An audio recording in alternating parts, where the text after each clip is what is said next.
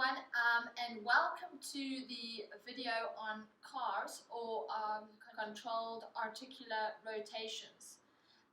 So before we begin, I just wanted to discuss three keys when doing this exercise. The first one is your intention. So really making sure that if you're doing these CARs first thing in the morning, to focus more on about 30% of your greatest, safest effort. If it's maybe before training or something else, then your maximum training capacity will increase. So before you begin, always setting the intent. So are you looking to train your joints here, or are you looking to rehabilitate, or is it just to maintain your range of motion? So setting that intention before you begin. The second thing is to know the intent of the exercise.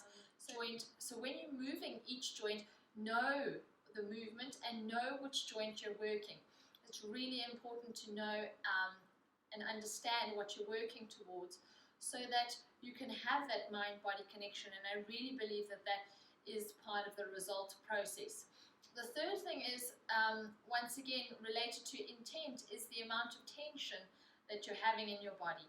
So the most important thing to remember with tension is that to have no tension at all is not really working with controlled articular rotations. It would just be kind of a joint circle exercise. So make sure that you have the right amount of tension according to your intent, but most importantly that you do have some tension. So no tension at all, like I said, is not achieving what we're looking to achieve. So if you do need to know more, I do have a video on Know Your Movements, and so you're welcome to have a look at that one as well. So another important aspect here is to watch out for any closing angle pain. This can be quite obvious, especially when we're doing the neck CARs or the cervical spine CARs. So if you feel any pain, closing angle pain, so usually what this means is if I'm dropping my ear, say for instance to the right, and I have a sharp pain right here in the closing angle, then I want you to deviate. So then you would not drop the ear towards the shoulder as much, and then just make the circle slightly smaller, moving away from that pain. Otherwise you're just going to reinforce that pain every time you go into it, and that's something we really do not want to do. So very important, deviate from any closing angle pain in any joint, and something to really watch out for. So with that, let's begin. So coming to sit on your haunches, we're going to begin with the cervical spine. So taking a deep inhale, and then exhale, contracting the abdominals and creating a little bit of tension, dropping your chin towards the chest, scraping your chin all the way across to the left shoulder,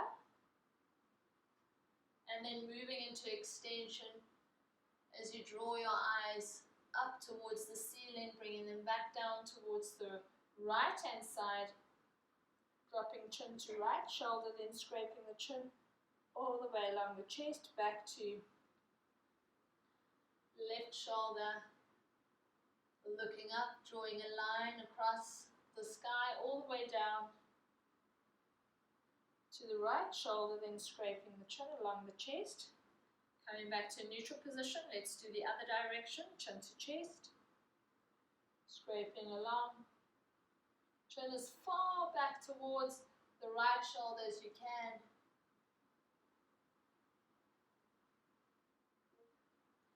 Then scraping the chin all the way along the chest until the chin meets the right shoulder, drawing a line with the eyes from left to right, all the way across. Coming back to the original position. So now let's move to CARs in the rest of the spine. So taking your arms, making a cross in front of you, grabbing onto opposite shoulders, and then coming into a deep flexion, working in the T-spine, the thoracic spine, and the lumbar spine. Try and keep the pelvis where it is. Now you're going to rotate, bringing the right shoulder forward as far as you can. Then drop the left shoulder down as the right shoulder lifts up, moving into extension. Just allow the neck to relax over, so we're not working the neck so much. As the right shoulder drops down, then bring the left left shoulder forward, moving into flexion, coming all the way across,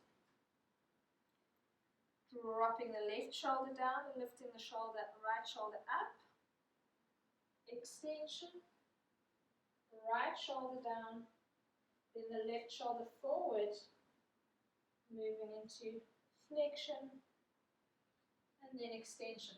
So trying to keep the pelvis as still here as possible, moving into the lumbar or the lower spine, T-spine or the thoracic spine.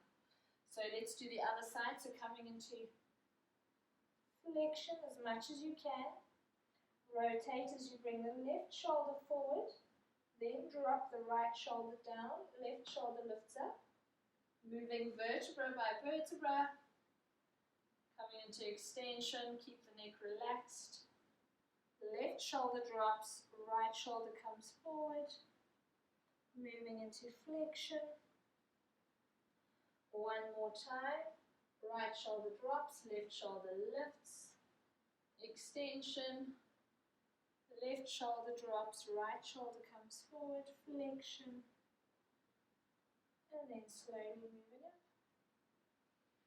Moving into your glenohumeral joint. So I like to grab a ball. If you don't have a ball, a tennis ball or something, then just making a fist with your hand. And this is where we really start to focus on creating as much tension. So deep inhale, squeeze the ball, externally rotate, so the inside of the elbow points up towards the ceiling, then reach the arm across you, squeezing the ball. As you come into flexion, then you begin to internally rotate as the inside of the elbow starts to point towards the front of the room. Then you want to reach back as much as possible. Try and keep the right shoulder completely still. Keep internally rotating. The knuckles start to point down towards the mat. Keep internally rotating until eventually the knuckles touch the inner or the outside of the thighs. Then let's reverse. So keep that internal rotation as much as you can as you lift the arm up.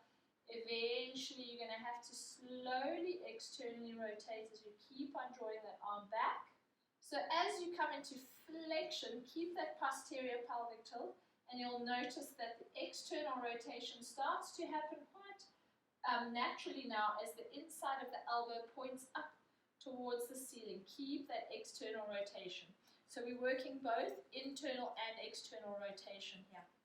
So let's do another one. So you want to externally rotate, squeeze the ball. As you come into flexion, begin to slowly internally rotate. Keep reaching back behind you. So each and every movement here is very smooth and ongoing. Try not to stop. Keep internally rotating.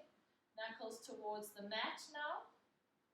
And then the knuckles keep on, so you keep on internally rotating, knuckles towards the outer thigh. And then let's move in the opposite direction. Maintain that internal rotation for as much as you can. Then as you draw back, slowly externally rotate, coming into flexion. If you need to keep this arm slightly wider, you can. Try not to lift the shoulder up towards the ears as you come into flexion. Externally rotate, and release. Let's do the other side. Ball in front of you, external rotation, squeeze, creating tension. So remember, it's up to you with your intention, how much tension you want to create. Then reaching the ball up, externally rotate, squeezing the ball. As you come to flexion, you can take it wider if you need to. Make sure that that shoulder is actively depressed. Then begin to internally rotate. Keep the elbows straight. So we really just want to focus on moving one joint at a time. And at this point, it's this joint. Knuckles to the floor, then to the outer thigh. Changing direction, maintain that internal rotation as much as you can. Squeezing the ball. Arm straight, wrist straight, coming into flexion. And move into external rotation as you move into extension. Again, lifting up, squeeze the ball, creating tension, posterior pelvic tilt, flexion, moving into internal rotation as the inside of the elbow turns out towards the side of the room, Moving slowly, don't speed up too much here. Knuckles touch the outside of the thigh, coming back. Externally rotate, reaching up. Squeeze the ball, moving smoothly. Externally rotate. And release. Now we're going to move to the scapula or the shoulder blades. Looking at the 4 movements here. So bringing the arms out in front of you, you can then take it out to about a 45-degree angle. Once again, you can create fists here as you squeeze tightly, creating tension. Then we're going to look at the 4 movements of elevation, retraction, depression, and protraction. Again, elevate, retract, depress, protract. Other way, retract, elevate, protract, depress, retract, elevate, protract, depress. Now I just want you to move smoothly now in both directions. We'll do 2 of each circle. So what you're going to do is keep your arms at a 45-degree angle, retract, elevate, protract, depress, smooth circular motions here. Try and keep the elbows and the wrists straight. Other direction, making circles, moving back. Try and get those circles as big as you can get them. Working in all 4 directions. And release. Let's move to the elbows. So you're going to keep the wrists straight, fingers straight this time as well. Coming into flexion and supination, creating tension, deep inhale, squeeze the body, then slowly coming into extension. As you come into full extension, pronate both arms. If you need to do this one at a time, you can. So here, really important to maintain tension. We have a tendency to lose it, so keep strong arms. Coming into pronation and flexion. Keeping the pronation this time, extending the arms out in front of you. Supinate, flexion, pronate, extension, supinate, and flexion. Pronate, extension. Let's move to the wrists.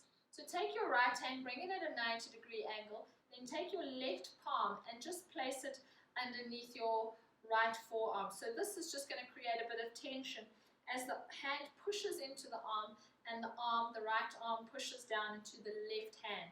So you're going to maintain that tension there as you begin to move in circles with the wrist. So it's internal rotation, extension, external rotation, flexion, internal rotation, extension, external rotation, flexion, other direction,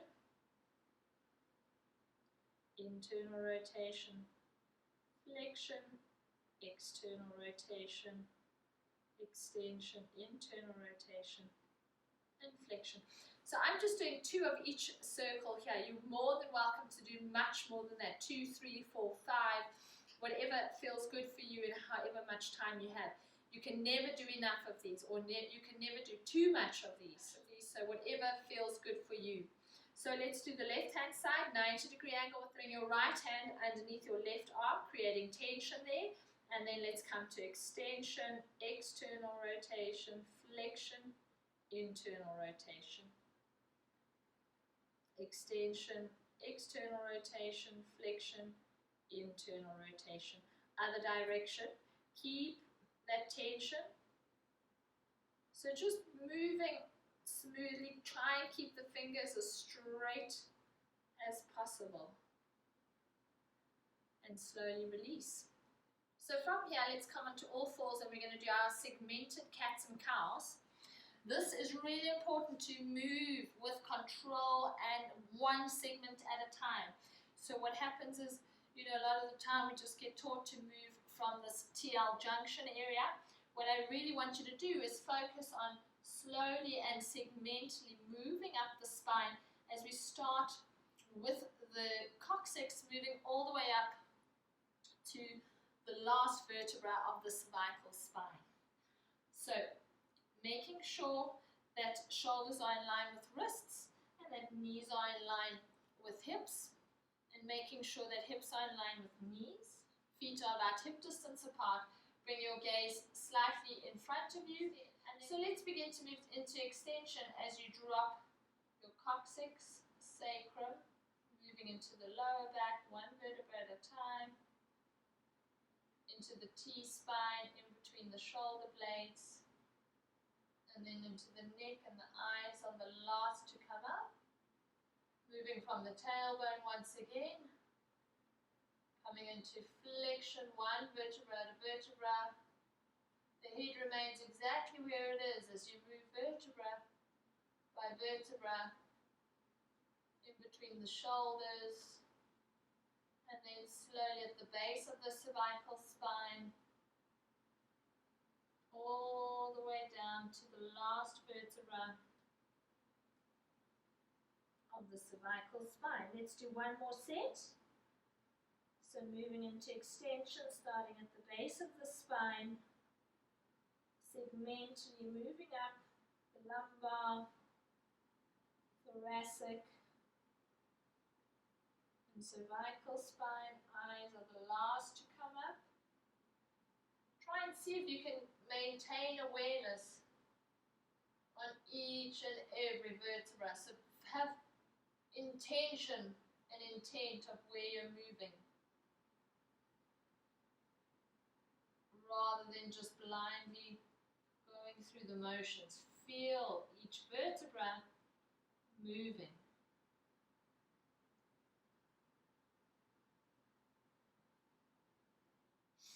So staying in this position, let's do our hip cars. So this one can be quite tough.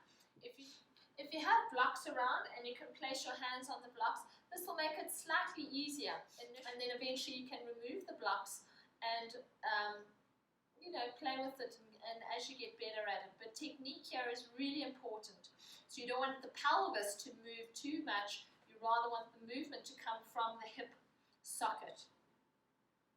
So let's begin with the left leg. So you're going to come into flexion of the hip, then opening out to the side, lifting the foot up to come in line with the knee as the knee moves back.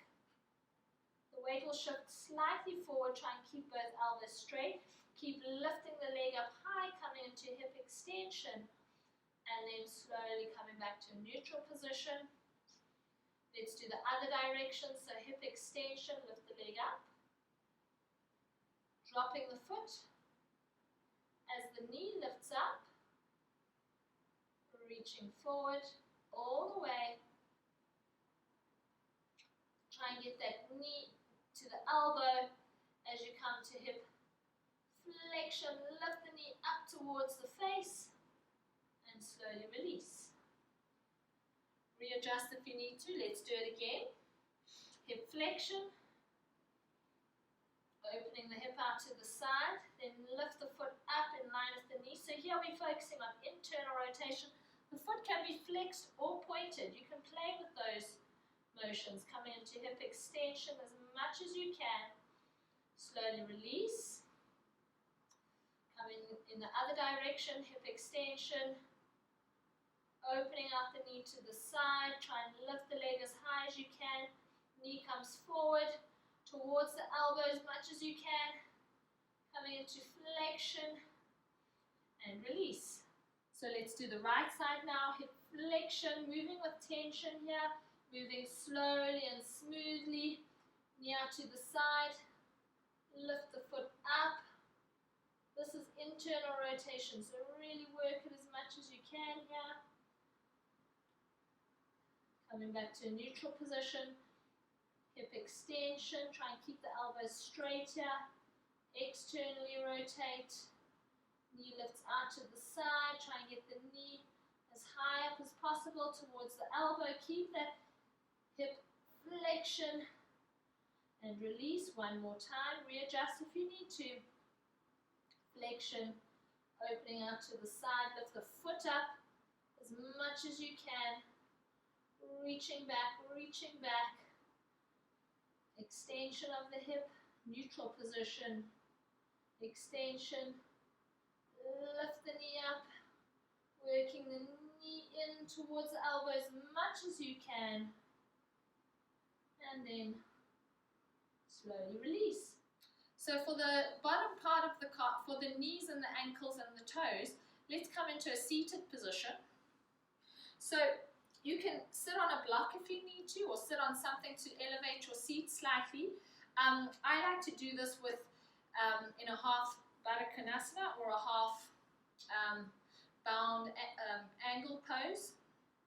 But if you need to, you can also just extend the opposite leg out in front of you. So whatever feels good for you. So let's actually start with the left leg. So you're going to take your left arm, bring it underneath the knee. Take the right arm and bring it onto the upper thigh, and then take the left hand, grab onto the bicep. You want to come into external rotation of the left foot and then extend. So you're not locking out the knee here, the knee is still bent. Then come to internal rotation and flex. So I want you to focus on working the tibia only. We're not moving into the hip, we're working the knee joint here. So just this tibia, the main bone, the bottom half of the leg should be working, maintaining tension here, internally rotate and flex. Keep that internal rotation, then extend. Come into external rotation and flex. One more, internal rotation and extend. Externally rotate and flex. So now just changing up the hand position, bring your right hand onto the shin bone, still holding on to any part of the arm now with the left hand. And then we're just going to do ankle cast. So you're going to externally rotate, plantar flex, internal rotate, dorsiflex. Again, externally rotate. So that would be extension, internally rotate, and flexion. Other direction, internal rotation, external rotation, plantar flex, dorsiflex, and then plantar flex. And then release the foot down to the floor. So now we're going to do the toe cast. This is especially quite difficult for me with my bunion on my left foot. So just try it for you and see how it goes. But it's really important to create or recreate that awareness between the toes and the brain. So I want you to see if you can lift all 5 toes up and then try and spread them out as wide as you can, holding for 5, 4, 3, 2, 1, and then keep all 5 toes lifted up. Then begin just to try and drop the big toe down and lift it up again. So just the big toe down and lift it up again. Now keep the big toe lifted only and the other 4 toes down. Whew, difficult for me that one, but try and see how it goes. All big toe lifted and other 4 toes down. So you're welcome, like I'm doing, to manually keep the big toe lifted or manually keep the 4 toes lifted. So this will just create a little bit of neurological awareness once again. Now bring all 5 toes down and see if you can lift just the big toe up only. So once again, if you need to use your fingers to press onto the toes, you can. So just doing it twice. Then the big toe down only and the other 4 toes lift up and down. Then extending your left leg out in front of you and passively, so there's no activation, no tension. This is the only part where there's no tension. I just want you to take your patella, which is this floating bone, right inside, right on top of the knee here, and I just want you to rotate it in a circle twice in one direction and then another direction. So this just helps it to not get sticky, and so keeping that patella nice and mobile. So let's do the right leg. So once again, you can either extend the left leg or bring it into this half bound position.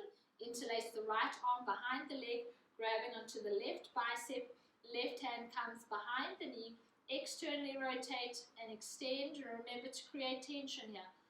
Internally rotate, flex. externally rotate, extend, internally rotate, flex. Keep that internal rotation and extend, externally rotate and flex, internally rotate, extend, externally rotate and flex. Just changing the hand position.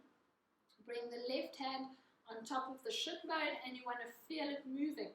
So external rotate, plantar flexion, internal rotate, dorsiflexion. And again, externally rotate, plantar flexion, internally rotate, dorsiflexion. Other way. Try and move as smoothly as you can without moving the toes too much. It's really tricky. Bring the foot flat onto the floor. Lift all 5 toes up. Try and spread them as wide as you can. Hold it for 5, 4, 3, 2, and 1.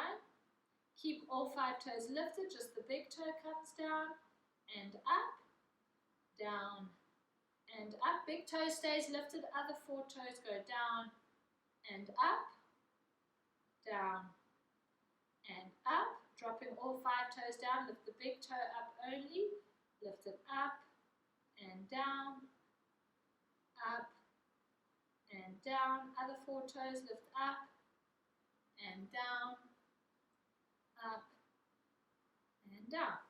Extending the right leg out in front of you, this leg is relaxed, and then just passively taking the patella bone. It might feel a bit weird in the beginning, but once you do it a few times, you'll get used to it. Obviously, if it's sore, then don't do it, but for me, it really is quite a nice sensation. And that's all for today. Shout if you have any questions. Thank you so much.